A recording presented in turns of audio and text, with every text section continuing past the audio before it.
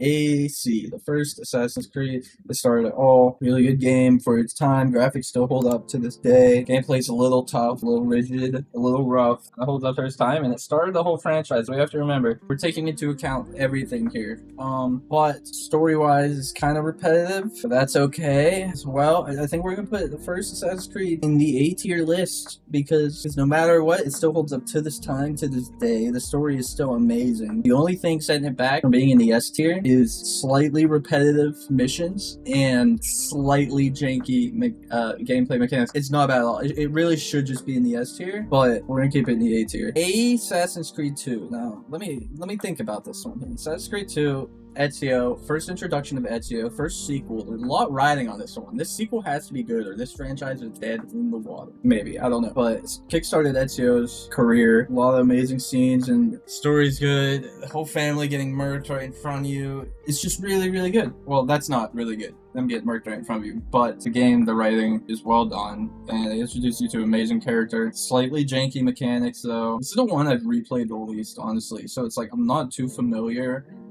on how the story missions are. I think it's only fair that we put it also in the A tier because it did a similar thing that the first one did. Because it wasn't a sequel, the first one directly with Altair, obviously. It wasn't a sequel directly, but it was kind of its own start of a new thing because it launched a new character, different location, you know, same concept, but like first time, you know, I mean, they really did that. And the fact that it still succeeded, Brotherhood, in the follow-up sequel with Ezio. See, me personally, I really like Revelation's story a lot more. I don't want to be too biased. There are a lot of different games, Revelations and Brotherhood, as far as the stories go and some of the mechanics. Brotherhood was really fun. I do have a lot of fun memories with both these games, all these games.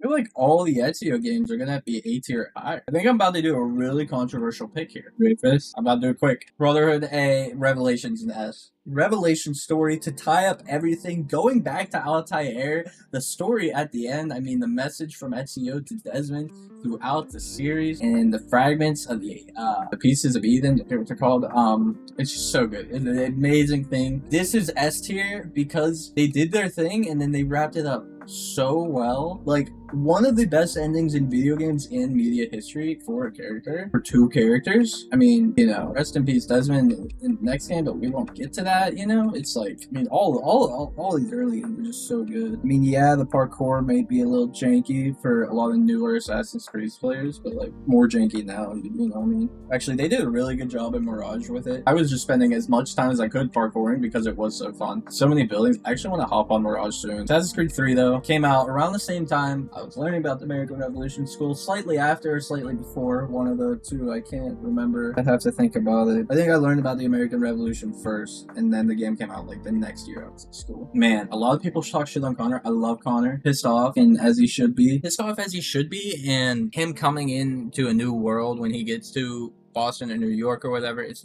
just amazing writing, you know. And people talk shit on how, like, he's not gonna have as much of a personality as Ezio, obviously. And that game was so fucking good. Charles Lee, Hatham, everything, the whole Templar reveal in the beginning, even though, oh, see, that long tutorial is gonna hold this game back. Like, AC3, I think, still goes in the A column. The fucking mechanics are great. It's the best fighting, probably still to the day, has ever felt, is in Assassin's Creed 3. I think it also goes in the A tier. Legendary lineup of games here. They really cooked. Dude, they cooked so hard. And then they cooked so hard in the beginning. Oh my god. And then you have Black Flag to top it all off, bro. They cooked so hard, and then they put Black Flag in there, and they're like, nah, and even better, bro. Their writers were fucking stroking flames off their pen. Amazing. I mean, Black Flag is Black Flag. Do I need to mention Edward fucking Kenway, the most badass video game protagonist, one of the most badass video game protagonists. Just from even the trailers they would release were so kick-ass for this fucking game. I mean, Assassin's Creed 3 as well. The trailers were really good. The trailers have always been good, I guess. Let me be honest here. But dude, the story's so good. Kenway being away from his wife, spending too long being away, still trying to find a way to make money that he can bring home to feel satisfied with his own self-ego, and it screws him over because it's all he can focus on is finding the next treasure and becoming richer and becoming the rich and baddest, most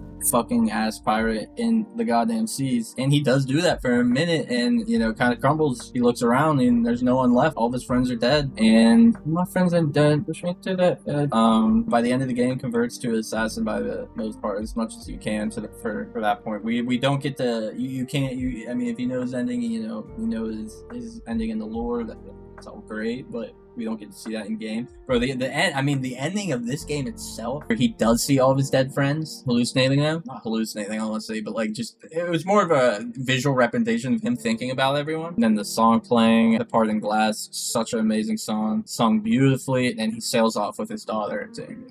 Like, you can't make this up. This game is S tier. Is if you've ever seen S tier. S tier. If you've ever seen S tier is Assassin's Creed Black Flag. So Rogue and Unity came out around the exact same time, but they were both sequels. I mean, Assassin's Creed Rogue, we'll start off there because Unity was a newer engine. We'll start off with Rogue. A lot of the same mechanics from my camera's like glitching out, from Black Flag were in this game with the ships and stuff, and you know, and that's sick. And Shay is a badass. And they showed a different side. Showed how the assassins could be dumbasses, freaking Achilles messing up the whole damn thing, being dumb about it, and he gets crippled because of it. You see how he gets the cane. It's short, but it's a nice little edge of Assassin's Creed lore that you didn't expect to see. So it's really cool that they actually did make the game. Story could be longer. So the opening sequence when you're in Lebanon, I think, and it all crumbles down. Amazing sequence, one of the best in Assassin's Creed, honestly. Missions are kind of forgettable for the most part for me. I know Assassin's Creed Black Flag did have, you know, a good amount of tailing missions. Honestly, way overlapped by the amount of good and everything else. I mean, shooting those flintlocks all day too. But Rogue being shorter and not having a more in-depth, thorough story. Story's good. I'm not saying it's bad or anything. Like, I'm not saying it's not thorough or in-depth. I'm just saying, like, comparatively meant to be a shorter game. So we'll take that in mind. We'll not try to discredit it for that reason. I think it still probably should be in the B tier. And Assassin's Creed Unity, I had a lot to say about this game. Really enjoy Assassin's Creed Unity. Such a fun, amazing game. Jumping around Paris to this day is probably one of my favorite places parkour in these games. It was a new take on the combat, similar, but a new take. It was kind of refreshing, and I liked the combat a lot. I wish they kind of kept that combat instead of going a more RPG route, right? Only thing holding this game back, the story wasn't like bad. It was just very cliche. Felt very Romeo Juliet, which was fine. Everything was just kind of so obvious. I don't know why they had like the part where you're in the Assassin's Creed, or not the Assassin's Creed, when you're in the like Assassin's hideout, you can like question the other leaders there about what's going on, like you don't trust them or something, but it's so obvious to like anyone who is like betraying you the whole time, which is Bellic. I don't know, they just went nowhere with that. You know what I mean? All the twists, like I said, all the twists are so predictable. Not my favorite ending. I heard some mixed opinions on the ending for the final mission and stuff. I still really enjoy it. Definitely go back to it, Unity, more than most of these games. And for that reason, it's also going to be in the B. 2 games that came out the same day. Both can be called. You'd rather have 2 B games or 1 S game. You know what I mean? It's like, up next, Assassin's Creed Syndicate takes a lot of the same features, mechanics, engine, whatever you want to call it, from Unity. We're in London. Beautiful fucking game. Looks amazing. London. Zipline gets a little old. Like day 1, I just felt like I was playing Batman. I guess I should have enjoyed it for that part. I should have enjoyed it more for the fact that like I'm an assassin Batman. Again, my problem, and like, so all the same things that it takes from Unity, I love gameplay and mechanic wise, but again, the story, very kind of predictable, very cliche. The rogues, the gang, I don't know, maybe I just have to go, maybe I need to go back to it with a more open mind, because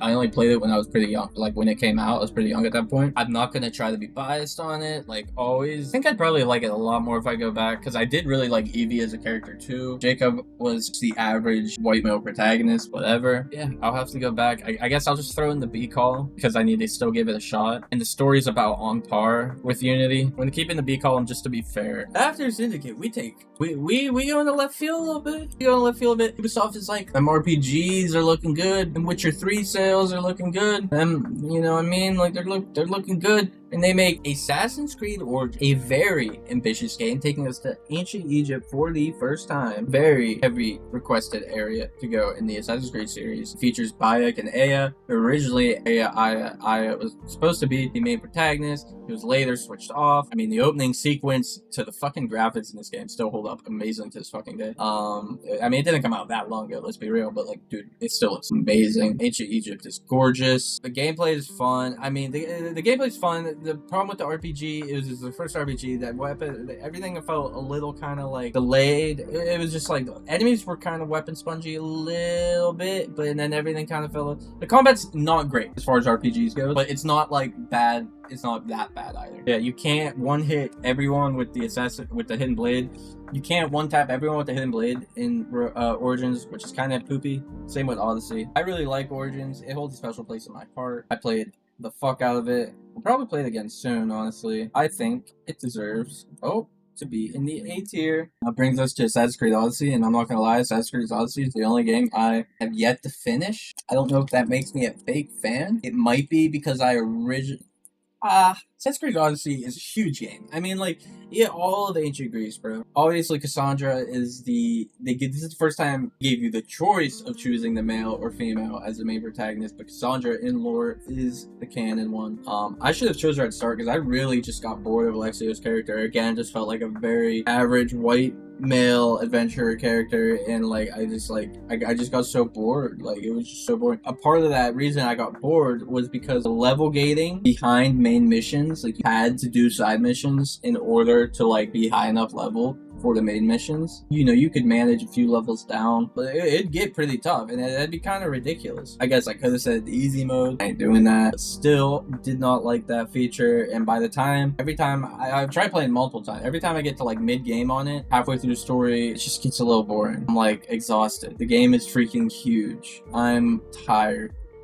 Like, how many family members do I need to locate here? It's that what it really is the fetching quests. And all the fetching quests in between, they try to emulate some Black Flag success with the ship combat, and you know, it just doesn't hit the same. So it's still pretty fun, and the game is gorgeous. Cassandra is an amazingly written character when it's from her perspective. Like I said, I chose her to start, and maybe I would have finished it the first time I played the game. There's just a lot to it. The characters, the supporting cast is really good. Forget all their names because they're so ancient Greece names. Like I just can't pronounce or think of them right on the top of my head. I should have a list here. Next time I'll have a list. Assassin's Creed Odyssey, its ambition, I would suggest, is even higher than Origins. Still succeeds at doing many things. The combat was improved upon from Origins as far as RPG goes. They have the transmog system, which works amazingly well as far as character customization. A lot of options, and that's not even to mention like the special outfits you get. I do have a lot of fun with this game. Most of my time in Odyssey is spent fighting the like crazy hard animal bosses. Those are fun. So with that being said, I think Odyssey I think it deserves to go and be. For me personally, just because I couldn't honestly finish the game, I'm gonna have to make it a mission to finish Odyssey soon because I feel like a bitch for not finishing it. It's just way too big of a game. And that brings us to our next one, Valhalla. People would claim Valhalla is an even bigger game than Odyssey, which in ways it is because they take away all those problems that I had with the side quests. They say there's not really a lot of side quests. You don't need to do them. But then they secretly jam-packed them into the main story, which made it 80 hours long. By the end of it, it was really exhausting. I did end up finishing Valhalla. I really enjoyed the story, especially by the end. You figure out what's going on. You figure out what's going on with Basim, and your brother Sigurd. It all becomes very interesting.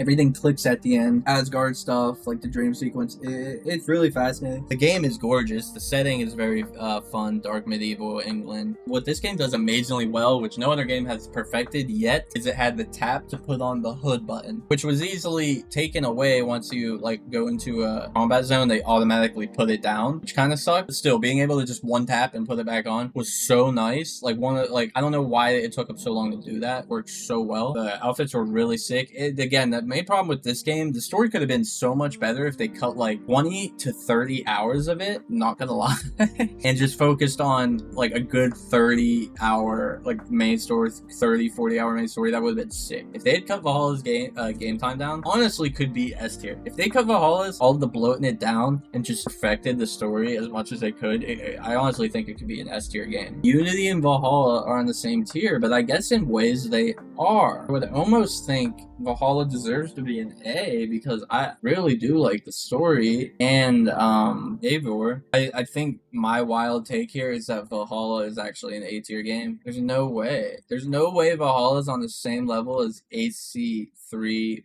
Brotherhood, or 2. I think I'm getting it misconstrued. It's gotta be B. Yeah, B tier. That's like a high B tier. And that leaves us with Assassin's Creed Mirage, which is a follow-up, supposed to be DLC to Valhalla, turned into its own game. A little bit short and sweet, back to the older style for the OG players. They really took their time to try to get back to the old kind of feeling. They even have the old AC1 filter, which is really cool. I use that the majority of my playthrough. Graphics on this are fucking amazing. Setting, amazing. I don't think we needed a prequel for Basim. I like that they did it. The story could have been a little bit better. The twist in the story was cool. You know, you realize your friend was just a figment of your imagination, which ends up being Loki, which, you know, leads into Valhalla, where Basim kind of gets... Basim is a reincarnation of Loki, and Loki ends up taking part over the majority of his brain, however it works, and Valhalla gets stuck in the thing for thousands of years until dumb Layla accidentally get stuck in it, and now Loki slash Basim is main character in the modern day. Did we need a prequel? No. Like I said, I liked it. I just wish the story was stronger. There was a lot of directions it seemed like they were trying to go with Mirage, and nothing really just went anywhere. And I know it was supposed to be a shorter game. I don't remember anything besides like the twist at the end, you know, the training area. The Assassin's hideout was really cool in this one, obviously, but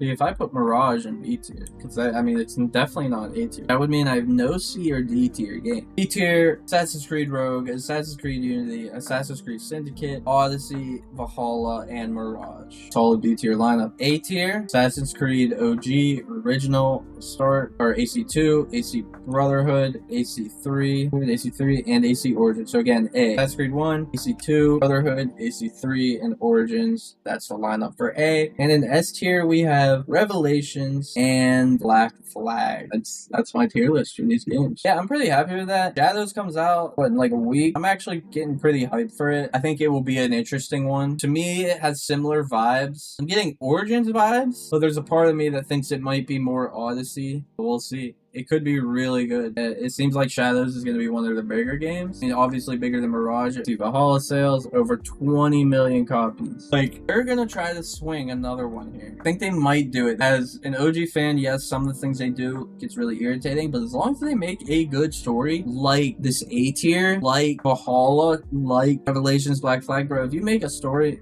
that's good, I'm all for it. Sign me up. It's fucking chime time, bro. I'm gonna be playing Assassin's Creed probably next week when it's out, or maybe this weekend or next weekend on stream after some Fortnite. Fucking new Assassin's Creed. I'm so hyped for that shit. Hell yeah. But yeah, it's chime time. Let me know what you guys think in the comments. Are you excited for Assassin's Creed Shadows? Do you agree with my tier list? Let me know yours in the comments below. GG's.